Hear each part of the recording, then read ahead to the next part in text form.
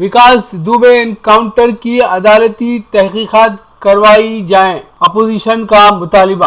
कांग्रेस के साबिक सदर राहुल गांधी और जनरल सेक्रेटरी प्रियंका गांधी ने गैंगस्टर विकास दुबे के एनकाउंटर में मारे जाने पर संगीन सवाल उठाए और कहा कि मामले की अदालती जांच होनी चाहिए ताकि मुजरिमाना सियासी और इंतजामी इत्तिहाद की असलियत सामने आ सके। राहुल गांधी ने कहा कि कई जवाबों से अच्छी है खामोशी उसकी, न जाने कितने सवालों की आबरू रख ली। प्रियंका गांधी ने कहा कि उत्तर प्रदेश का लॉ एंड ऑर्डर बदतर हो चुका है, सियासतदान मुजरिम इत्तेहाद सूबे में हावी है। कानपुर मामले में ये इत्तेहाद खुलकर सामने आ गया। कौन कौन लोग इस तरह के मुजरिम की परवरिश में शामिल हैं, ये सच सामने आना चाहिए। सुप्रीम कोर्ट के मौजूदा जज से पूरे मामले की अदालती जांच होनी चाहिए। विकास दुबे उत्तर प्रदेश में जुर्म का महज एक मोहरा था। बीजेपी हुकूमत में उत्तर प्रदेश अब अपराध प्रदेश, जराइम का देश बन गया है। विकास दुबे के एनकाउंटर के बाद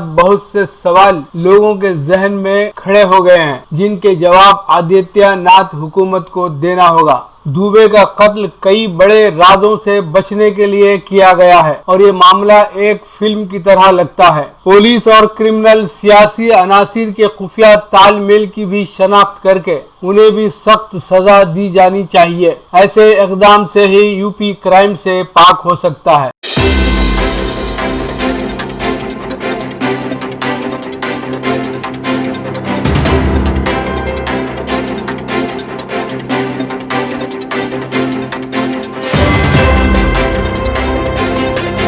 हिंदुस्तानी मईशत में बेहतरी का जून से आगाज। स्टेट बैंक ऑफ इंडिया के सदर नशीन रजनीश कुमार ने कहा कि मुल्क की मईशत जो कोरोना वायरस की वबा की वजह से खलल का शिकार रही है, जून से अपना अहिया शुरू कर दिया है। मईशत की बाजियाबी के रुझान को देखने के लिए मजीद 3 से 4 महीनों तक इंतजार करने की जरूरत होगी। कोविड-19 की वजह से हिंदुस्तानी मईशत बुरी तरह मुतासिर हुई है। इस सिलसिले में अप्रैल सबसे बदतरीन कारकर्दगी का महीना था, लेकिन मई में हालात किसी कदर बेहतर हुए हैं, जबकि मईशत के अहिया का जून से आगाज हुआ है। सनती तौर पर तरक्की याफ्ता रियासतें जैसे महाराष्ट्र, गुजरात और तमिलनाडु कोरोना वायरस की वजह से सबसे ज्यादा मुतासिर हुए हैं। इस साल के इख्तिताम तक कर्जों की बाज अदायगी की मोहलत दी गई है। बाद शोबे बुरी तरह मुतासिर हुए हैं, ताहम तवक्को जाहिर की जा रही है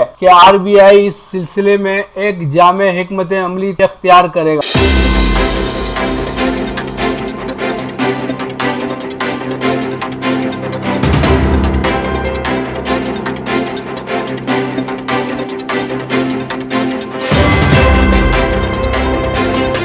किम जोंग यून और डोनाल्ड ट्रंप मुलाकात खारिज अज इम्कान। शुमाली कोरिया के सुप्रीम कमांडर किम जोंग यून की बाइख्तियार बहन ने कहा कि उन्हें इस बात की तवक्को नहीं है कि उनके भाई रवां बरस अमरीकी सदर डोनाल्ड ट्रंप से मुलाकात करेंगे। इस बात की कोई वजह नहीं कि शुमाली कोरिया आला सतही इजलासों के जरिए ट्रंप को तोहफा पेश करे, क्योंकि इसके जवाब में प्योंगयांग को कुछ हासिल नहीं हो रहा है। वाशिंगटन पर इस बात के लिए जोर दिया कि न्यूक्लियर डिप्लोमेसी के इम्कानात को बरकरार रखने के लिए बड़े पैमाने पर इत्तेफाक राय हमवार की जानी चाहिए। अगर मुज़ाकरात की जरूरत पड़ती है तो ये अमेरिका की जरूरत होगी, जबकि शुमाली कोरिया को इस तरह की किसी मुलाकात से फायदा नहीं होगा। किम यू जोंग अपने भाई की करीबी व बाएतमाद रफीक समझी जाती हैं।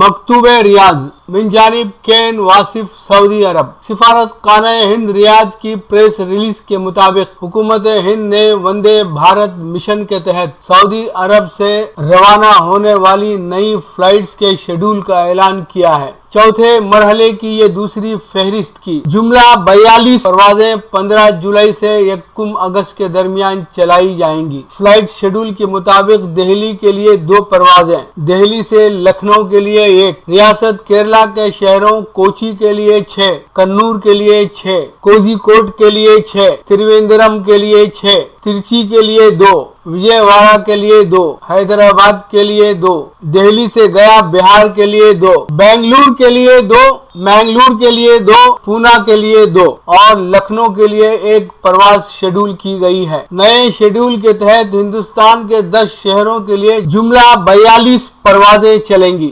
42 پروازوں کے من جملہ 26 پروازیں ریاست کیرلا کے مختلف شہروں کے لیے شیڈول کی گئی ہیں۔ یہ ساری پروازیں جدہ اور دمام انٹرنیشنل ایئرپورٹ سے پرواز کریں گی۔ اس نئے شیڈول میں ریاض سے کوئی پرواز نہیں مقرر کی گئی ہے۔ واضح رہے کہ وندے بھارت مشن کے چوتھے مرحلے کی پہلی فہرست کے تحت چلنے والی فلائٹس اپنے پروگرام کے مطابق چلائی گئی۔ اس تخلیہ مشن کی پروازیں 3 جولائی سے 10 جولائی کے درمیان شیڈول تھی۔ اس ایک ہفتے میں ہندوستان کے مختلف شہروں کے لیے جملہ 13 پروازیں چلائی گئی۔ چوتھے مرحلے کی دوسری فہرست کی پروازوں کا آغاز 15 جولائی سے ہوگا جو 1 اگست تک چلے گا۔ لیجیے حاضر ہے پروگرام ورق ورق چہرہ، کتابوں پر تبصرے اور علمکاروں کے تعارف پر مشتمل یہ ہمارا پروگرام ورق ورق چہرہ۔ ورق ورق چہرہ میں معروف شاعرہ، افسانہ نگار اور مترجم محترمہ عذرا نقوی کی کتاب آنگن جب پردیس ہوا پر تبصرہ سماعت فرمائیں۔ آداب، میرے نام عذرا نقوی ہے، میں شاعرہ ہوں، افسانہ نگار ہوں، مترجم ہوں۔ علی گڑھ سے میرا تعلق ہے اور میں فی الحال گریٹر نوئیڈا دلی میں رہ رہی ہوں۔ آج میں اپنی ایک افسانوی مجموعے جس کا نام ہے آنگن جب پردیس ہوا کے بارے میں گفتگو کروں گی۔ جیسا کہ نام سے آپ سمجھ گئے ہوں گے، یہ وہ افسانے ہیں جو بیرون ملک میں نے رہ کے لکھے تھے، یا ان بیرون ملک رہنے کے زمانے کے افسانے ہیں۔ کچھ ہندوستان سے بھی تعلق ہے افسانوں کا، میں اس کے بارے میں گفتگو کروں گی۔ تو میں پہلے بتاتی چلوں کہ میں تقریباً 38 سال بیرون ملک گزار کے ابھی 8-9 سال پہلے ہندوستان واپس آئی ہوں مستقل۔ میرے مرحوم شوہر ڈاکٹر پرویز احمد پڑھاتے تھے باہر ممالک میں، میری شادی ہوئی تو میں عراق گئی، وہاں سے کینیڈا گئی، وہ وہاں پی ایچ ڈی کر رہے تھے، وہاں ہم 15-16 سال رہے۔ واپس ہندوستان آئے کہ ہم یہاں رہیں گے، مگر نہیں رہ پائے، پھر واپس وہاں گئے کینیڈا، پھر سعودی عرب میں 15-20 سال رہے، اور پھر بھی وہ ہمارے دل کی لگن ہمیں واپس لے آئی تھی ہندوستان۔ تو یہ کتاب اس زمانے کے تجربات کی ایک پیشکش ہے جو میں نے افسانے لکھے۔ تو عموماً لوگ سمجھتے ہیں کہ جو مہاجری ادب کہلاتا ہے وہ اپنے ملک کے نوسٹیلجیا اور اپنے ملک کی یاد پر منحصر ہوتا ہے، یقیناً ہوتا ہے، لیکن اس کے علاوہ بھی جب ہم اپنا گھر چھوڑ کے دوسرے ملک جاتے ہیں، دوسرے ممالک میں جاتے ہیں، نئے چیلنجز ہوتے ہیں، نئے لوگوں سے ملتے ہیں، نیا ماحول ہوتا ہے، اور ہمارے پاس نئے کردار آتے ہیں اور لکھنے کے لیے بہت سی باتیں ہوتی ہیں۔ تو یہی میں نے کوشش کی ہے کہ جو میں نے دیکھا، جو میں نے محسوس کیا، اور میرا انسانیت پر جو یقین تھا وہ اس تجربات پہ جو میرے پردیس کے تھے اور مستحکم ہو گیا۔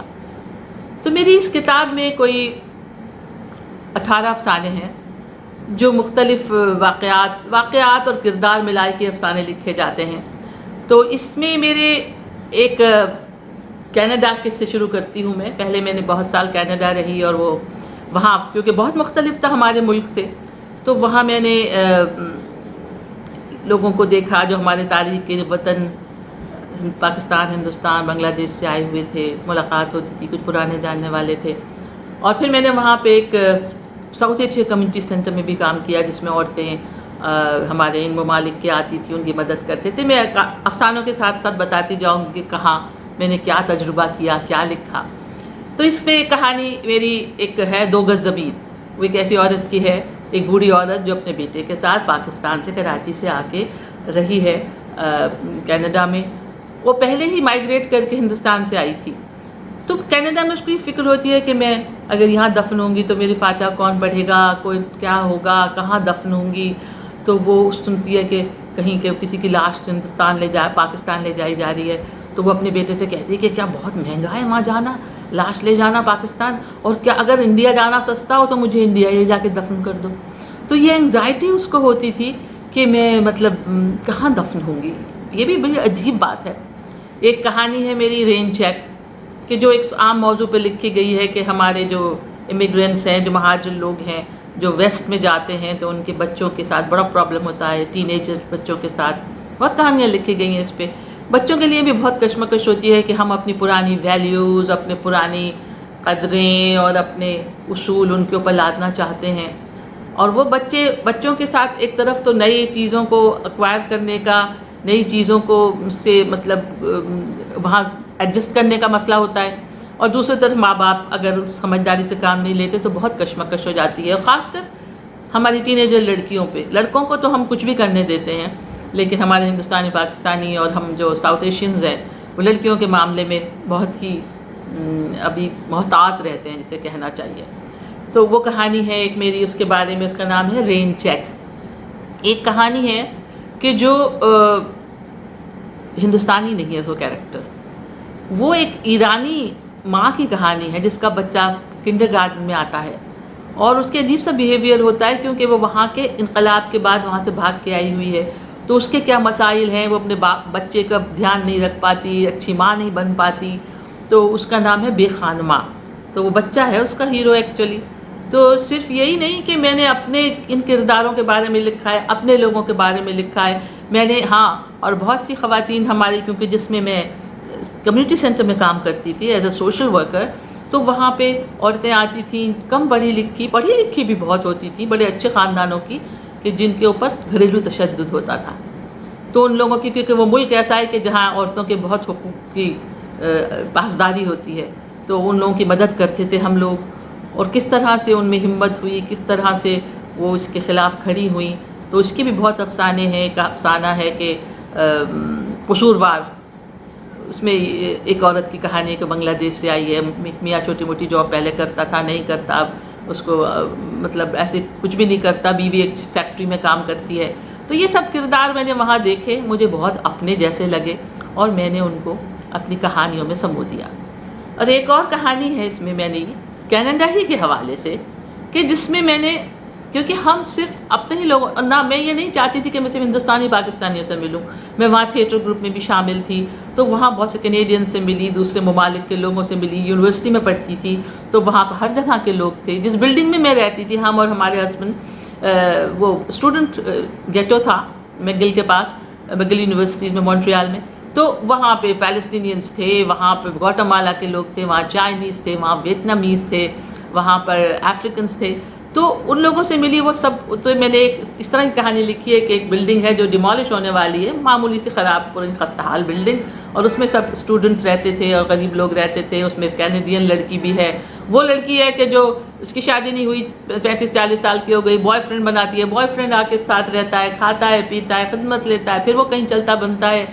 اور لڑکیاں، استحصال تو عورتوں کا بہت جگہ ہوتا ہے. اس میں ایک کیریکٹر ایک ہندوستان کے لڑکے کا ہے کہ جو صرف امیگریشن کے لیے جو ہے کسی سے دوستی کرتا ہے. اور پاکستانی تو بہت سارے ایسے قصے تھے کہ انہوں نے وہاں شادیاں کی، بچے ہوئے، ان کو چھوڑ کے پھر اپنی دوسری پاکستانی بیوی سے شادی ہوئی. اور ان لڑکیوں کی، ان کینیڈین لڑکیوں کی بھی داستان میں نے لکھی ہے، کہانی لکھی ہے اس کے اندر. تو جب میں گئی تو مجھے لگا کہ ایک بات یہ تھی کہ یہ سب کیریکٹرز جو تھے وہ مجھے بہت اپنے لگے. کہتے ہیں نا کہ انسان کی خصلت جبلت ایک سی ہے، تو دکھ سکھ سب ایک سے ہیں، صرف کلچر کا فرق ہوتا ہے. سردار جعفری نے کہا ہے نا کہ وقت شرق سے غرب تلک وقت کی پرواز ہے ایک، دل جو سینوں میں دھڑکتے ہیں تو آواز ہے ایک. تو مجھے یہی لگا. اور ان تجربات سے باہر رہنے سے مجھے لگا کہ میرا، جسے میں نے کہا کہ انسانیت پر یقین بڑھتا گیا. اور یہ کہ اگر آپ، میرے ایک شعر ہے کہ پیار کی زباں سیکھی، دل کا در کھلا رکھا، بن گئے میرے آخر اجنبی سے لگتے شہر. اور ایک کہانی اس میں بالکل میری اپنی ہے، میری اور میرے ہسبینڈ کی، کہ ہم ہمیشہ چاہتے تھے کہ ہندوستان واپس آئیں، اور اپنا تعلیم ختم کر کے ہم کینیڈا سے ہندوستان گئے، 1 سال رہے وہاں. علی گڑھ مسلم یونیورسٹی میں کمپیوٹر سائنس کا شعبہ قائم کیا میرے ہسبینڈ نے، میرا شوہر نے، لیکن وہاں کے تجربات اور ہمارے ملک کی جو سیاست اور اندرونی یونیورسٹی کی پالیٹکس ہے اس کا میں نے ذکر کیا ہے، اور اس کشمکش کا کہ ہم امیگرینٹ ہیں کینیڈا کے اور ہم ہندوستان واپس جانا چاہتے ہیں، اور وہاں کیا ہوتا ہے پھر ہم کینیڈا واپس جاتے ہیں، وہ کہانی بھی میں نے لکھی ہے، اس کا نام ہے واپسی کا سفر۔ اور پھر اس کے بعد کینیڈا میں سے ہم سعودی عرب گئے، وہاں 15-20 سال میرے ہسبینڈ نے یونیورسٹی میں پڑھایا، میں نے اخبار میں کام کیا، ایک اور بچوں کے اسکول میں ہینڈی کیپ بچوں کے اسکول میں کام کیا۔ وہاں کے تجربات الگ ہیں، ہم وہاں کے لوگوں سے زیادہ نہیں ملتے تھے، مطلب لوکل سعودی سے ملنے کا رواج نہیں تھا، لیکن وہاں ہندوستانی پاکستانی شاعر اور افسانہ نگار سب لوگ جمع ہو جاتے تھے، بڑا اچھا ماحول تھا وہاں کا۔ لیکن میں نے کہانی لکھی ہے اس ایک ٹیکسی ڈرائیور کے بارے میں جو ایسٹرن یو پی سے جاتا ہے، بہت سے لوگ وہاں کام کرتے ہیں تھوڑے سے پیسوں پہ اور اپنے گھر کے حالات ٹھیک کرنے کے لیے، تو کس حالات میں رہتے ہیں، جانا بھی واپس چاہتے ہیں تو نہیں جا سکتے ہیں، ماں باپ کو اور چھوٹے بھائیوں کو بہنوں کو کسی کو جہیز کی ضرورت ہے، کسی کو اپنی دکان کھلوانی ہے، اور وہ بیچارہ اپنا یہی سوچتا رہتا ہے کہ کب واپس جاؤں گا، اس کے بچے بھی اس کے بغیر بڑے ہو رہے ہیں، تو وہ کہانی میں نے لکھی ہے۔ تو اس طرح کی بہت ساری چیزیں جو میں نے وہاں محسوس کی، جن کرداروں سے میں ملی، وہ کردار میرے سب اپنے ہو گئے اور میرے افسانوں میں ان کا ٹھکانہ ہے اور وہ مجھے بہت عزیز ہے۔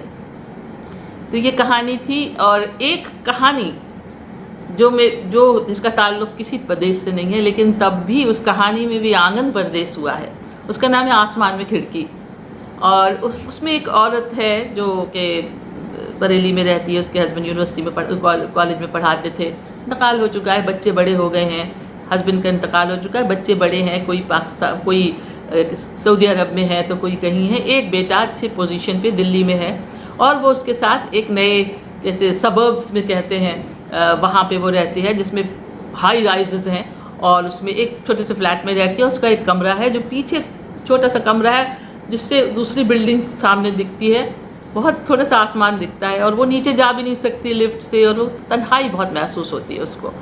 تو اس کہانی میں میں نے یہ دکھایا ہے کہ وہ آنگن جو پردیس ہوا تھا تو وہ بھی ایک مشکل تھی۔